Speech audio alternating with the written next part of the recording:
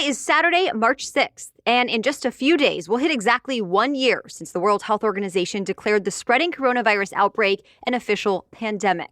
It was also this month, 1 year ago, when the first stay-at-home order was issued here in the U.S.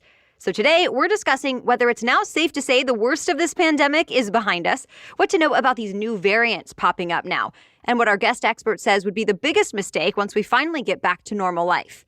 We start with Dr. Seema Yasmin. She's a public health doctor, epidemiologist, a former CDC disease detective, and an Emmy Award-winning medical journalist. She also wrote the book Viral BS, Medical Myths and Why We Fall for Them. Here's our conversation about the past, present, and future of this COVID-19 pandemic 1 year in. Welcome to the Newsworthy Special Edition Saturday, when we sit down with a different expert or celebrity every Saturday to talk about something in the news. Don't forget to tune in every Monday through Friday for our regular episodes when we provide all the day's news in just 10 minutes. It's fast, fair, fun, and on the go. I'm Erica Mandy. It's time for today's Special Edition Saturday. You ready? Let's do this. Dr. Yasmin, thanks for coming on the Newsworthy. Thanks for having me. So I'm sure most people did not think that we would still be dealing with this pandemic a year after it started, but here we are. Is it safe to say yet that the worst of this pandemic is behind us? Not just yet, because we're at this pivotal juncture where we are in a race between evolving viral variants and the race to get people vaccinated. And so we have cautious optimism that the vaccines will get rolled out rapidly enough that the variants could be less of a problem. But as I always say, it's not vaccines that end a pandemic, it's vaccinations. It's getting the vaccines into arms. There's a lot of attention now on these new strains. What's known about them right now, and what do we still need to learn to be able to fight them? The thing that's important to recognize is that it's completely predictable that viruses evolve, mutate, and develop variant versions of a virus the more a virus spreads. So we saw this coming. It was just a matter of time. So it's not a surprise that it's happened, but it's something to be really cautious about, because you can end up with some variants where they kind of fizzle out because they don't offer any advantage to the virus, right? They don't make the virus any stronger or fitter. Then you get other variants that do make the virus perhaps more deadly or even just more likely to be transmitted from one person to another. And it can, in some cases, send you back a couple of steps. So even now, it's not like vaccines don't work against variants at all. It's just that they might be less efficacious against variants compared to the older version of the coronavirus for which they were developed. And so what we're seeing now is Moderna, some other vaccine makers saying, we're going to tweak our vaccines so that they are designed specifically to target some of these variants. And we're going to try out a new method whereby maybe people get their 2 shots, but because there are so many variants out there, they come back later and get a third booster shot that could even be a lower dose of the vaccine. So there's all that potential for variants to make this a much bigger challenge, especially because right as variants are becoming more widespread in the US and around the world in general, we're seeing states like Texas and Mississippi throw out mask mandates and try and return to normal as quickly as possible. And that could lead to problems in the future. Obviously, healthcare workers have been on the front lines for the last year. How do you feel they've been able to cope with so much loss and stress throughout this pandemic? I think many have not coped well, have not been given the time, the space, the support that's needed, the resources that are required to really grieve. You know, you just need time and space to grieve, and even that hasn't happened.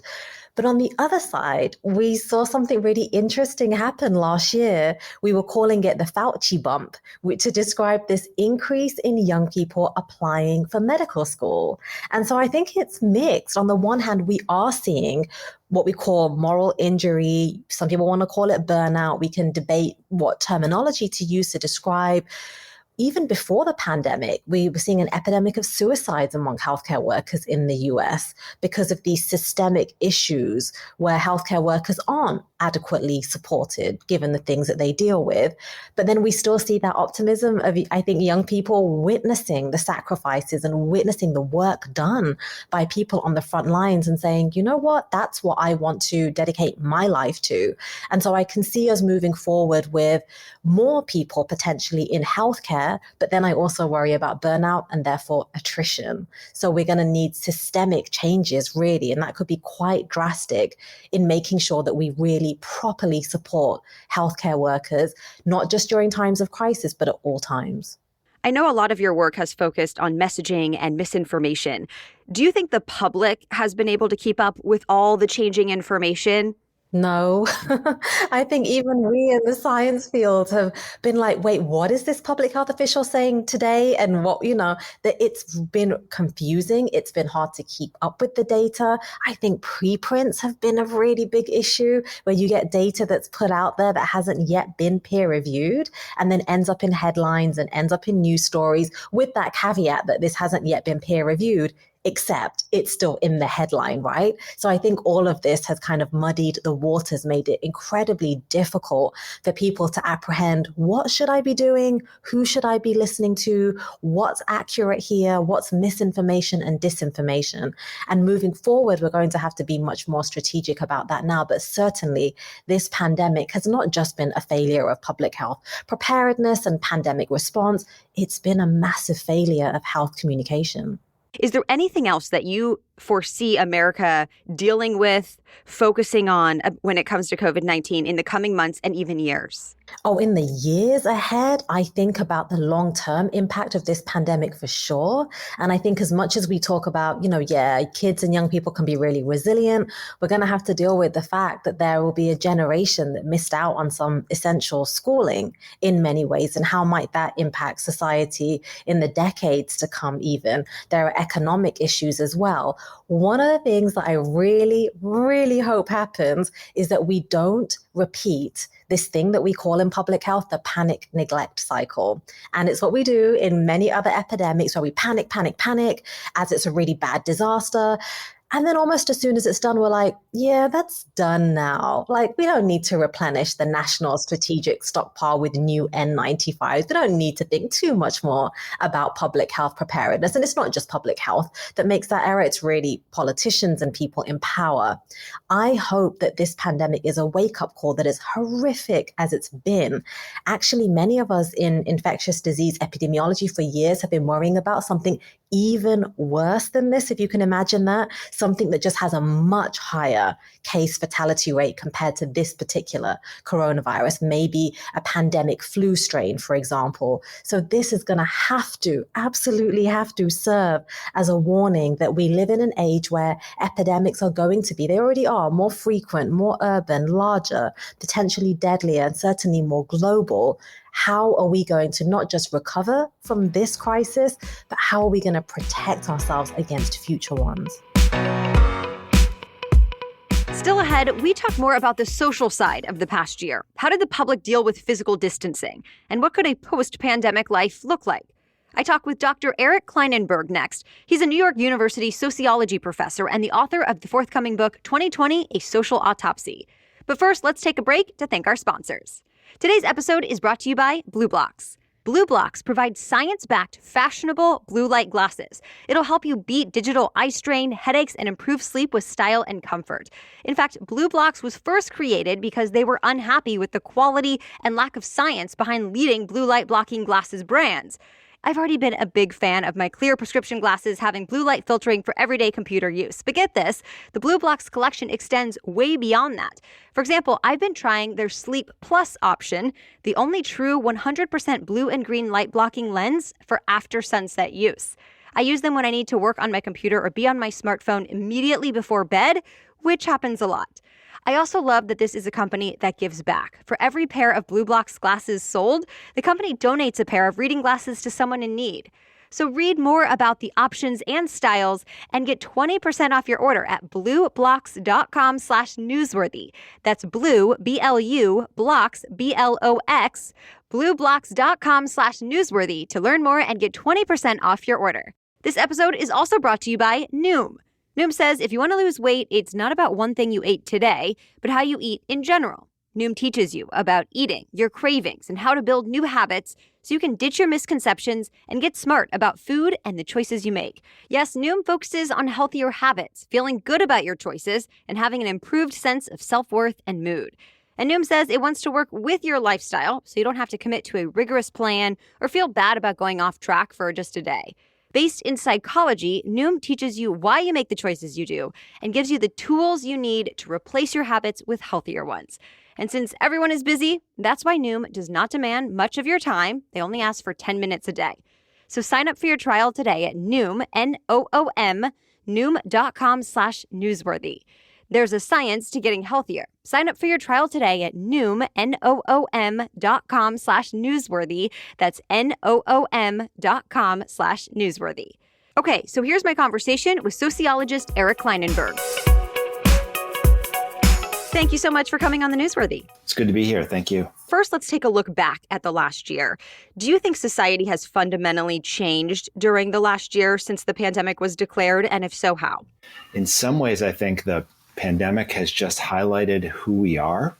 It's helped us to see, what we value, what we're becoming.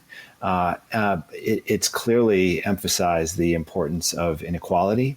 We could see that some people were essential workers and were living in crowded conditions, and they were more vulnerable this past year than they ordinarily are. We could see that some people who could work remotely or move to a second home were more secure.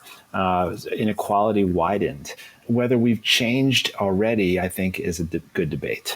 We know typically when people are dealing with crises, we tend to come together. We want to support each other. But obviously, by the nature of COVID-19, we're kind of forced to stay isolated. How do we balance those two ideas? I think we've actually come a long way on this. When the pandemic started and the World Health Organization said we need social distancing to stay alive, I panicked a little bit because I thought it's not really social proximity that makes us vulnerable. It's physical proximity.